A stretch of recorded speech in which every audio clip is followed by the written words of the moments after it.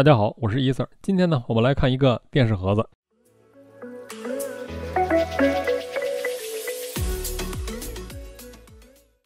这个电视盒子的牌子呢是 ON， 也就是沃尔玛自己的一个自有品牌，肯定是外包生产的，但是具体是谁代工呢，我确实就不知道了。我买的时候呢，它当时有一个降价，是从29块9毛5变成了19块9毛5。结果前些日子那个黑五的时候呢，它好像降到了15块9毛5。反正无论是19块还是15块，都已经足够的便宜了。我是拜托在美国的朋友帮我收货，然后寄给我的。如果你自己去沃尔玛的网站上拍下来，然后想通过转运的方式运回国呢，以我个人的经验来说啊，有比较大的概率可能会被砍单。所以呢，今天这个视频呢，你就看个乐就完了。如果你买不到呢，也别怪我，毕竟我只是分享一下我的使用感受，没有安利它的意思。所长说的对，没事，不要给人推荐机器。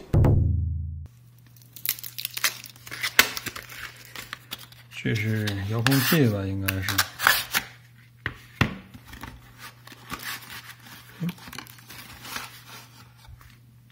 一个简单的说明书，这是遥控器。我们首先来看遥控器吧。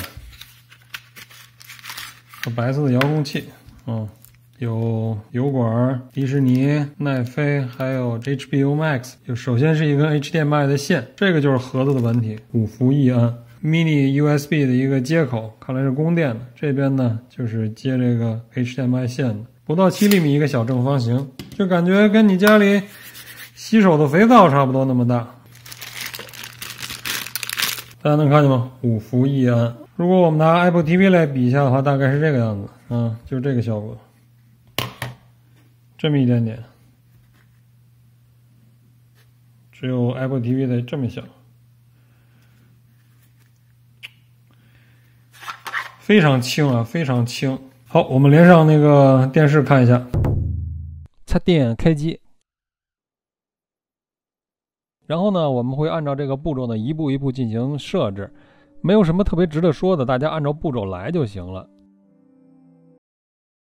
进行到这里呢，需要一个安卓的手机来安装一个 Google 的这么一个应用，然后按照屏幕上的指示呢，一步一步做就可以了。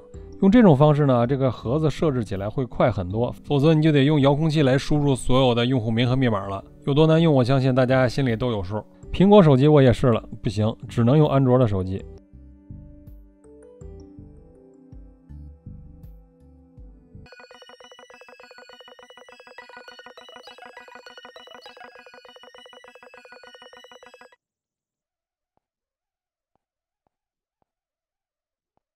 初始化启动以后呢，我们先更新一下这个固件。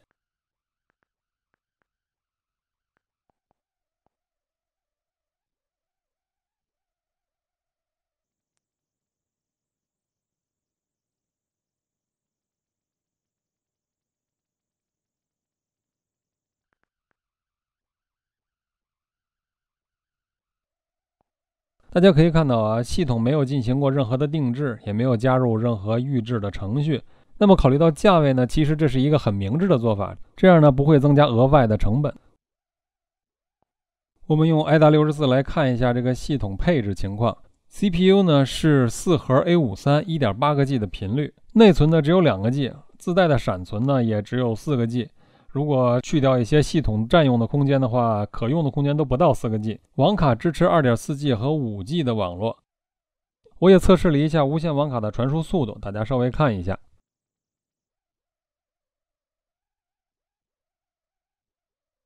这个盒子呢是拿到了奈飞的官方认证的，所以大家完全不用担心说哪天看着看着就不能用了。这种山寨盒子可能遇到的问题，在这个盒子上面是不可能出现的。另外呢，这个盒子是支持 HDMI CEC 设置的，那么你呢就不用用那么多的遥控器了。关于 HDR 呢，这个盒子支持3种模式。那么第一个呢是这个自动，第二个呢是强制 HDR， 第三个呢是关闭 HDR。那么关于这3个选项的使用呢，我拿这个油管的 HDR 的视频给大家做一下演示。我使用的这个设备呢是一个支持 4K HDR 的一个便携屏。那么它可以呢设置成自动 HDR 或者是关闭 HDR。那么首先我演示关闭 HDR， 也就是相当于你在使用一个不支持 HDR 的电视的时候的情况。在自动挡的时候呢，我们不太能看出有什么区别来。但是呢，我们现在把它切换成强制开启 HDR。这个时候大家能够看到啊，屏幕变得灰了吧唧的，是因为我的屏幕不支持，但是它输出的视频是 HDR 的视频源，所以就导致这种情况。刚刚给大家演示的呢是用截屏器录制的，但是信号输出的这个信源的信息呢是用截屏器录不下来的，我必须直接拿一个设备去拍这个屏幕，你们才能看到。所以接下来你们看到的呢其实是完全一样的操作，就是多了一个信源的提示信息。我们这个时候呢稍微注意一下屏幕右上角这个便携屏给出来的信源的提示，就是如果它显示的是 HDR 的话，就说明它给出来的原信号呢是 HDR 的。好，我们现在关闭 HDR 的输出，那么大家现在看看颜色已经恢复正常了。如果只是显示 HDMI 的话，就是说明它给出来的信号是没有 HDR 的。那么再接下来呢，我演示的是这个显示屏使用的是自动 HDR 的情况下的效果。这个时候大家能看到啊，那么这个无论在哪个档的设置下面呢，都是正常的显示的。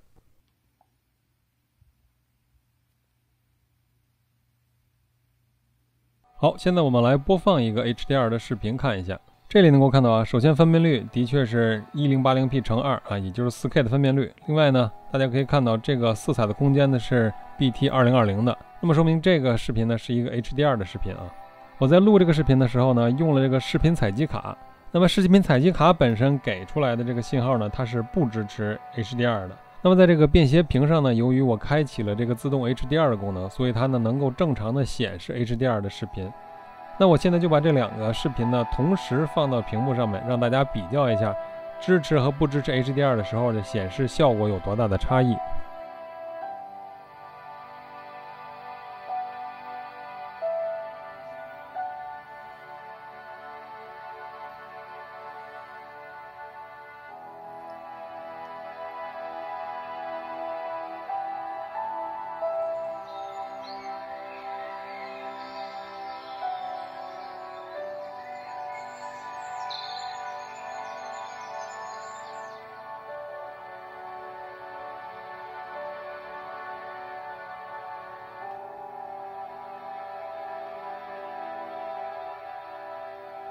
我们接下来呢看一下在奈飞下面这个盒子的支持情况是怎么样的。通过这个标志就能看出来，它是支持在奈飞下面的 HDR 的。这些呢都是自动识别的，你不需要做任何的事情，它可以自动识别你的播放设备是否支持 HDR， 然后来决定是否给出 HDR 的信号。当然了，这个盒子本身也是支持杜比 Audio 的，但是呢俺也没钱买支持杜比 Audio 的这些设备，所以呢也没办法给大家做更深入的测试了。本地视频的播放呢，我也试了两个片子，都是 4K 的，一个呢是120fps 的，另外一个呢是 H.265 的。那么这两个片子的码率呢都超过了25兆。大家可以看到啊，不管是播放还是快进都没有啥问题。